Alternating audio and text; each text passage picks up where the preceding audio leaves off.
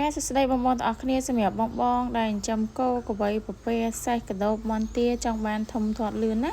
បងអាចជ្រើសរើសប្រភេទស្មៅផ្អែមនេះយកទៅដាំបានសម្រាប់ស្មៅផ្អែមនេះ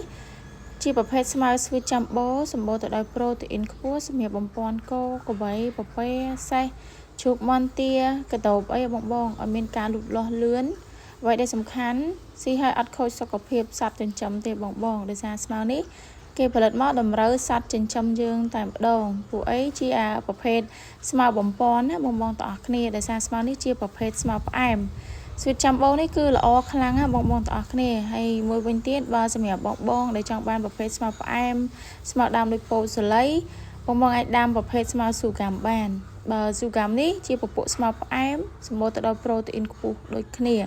ហើយដែលសំខាន់ដើមវាដូចពោតសូលីស្លឹកធំណាបងអញ្ចឹងសម្រាប់បងចង់បានឯងបងអាចឆាតចូលពេកបានហើយបើបងចង់បានប្រភេទស្មៅដែលមានប្រូតេអ៊ីនខ្ពស់អាយុកាលវែងបងអាចដាំប្រភេទ Mon Lever សម្រាប់ Mon Lever នេះជាប្រភេទស្មៅដែលមានប្រូតេអ៊ីនខ្ពស់ហើយស្លឹកធំប្រូតេអ៊ីនខ្ពស់អាយុកាលវែងសម្រាប់ស្មៅនេះជាប្រភេទស្មៅមុំបាសាគីណេស្តៀងនឹង Mon Lever ដូចគ្នាបងអាចដាំបានអាយុកាលវាវែងមែនតើបងត្រូវការបងអាចឆាតចូលពេកកំងបាន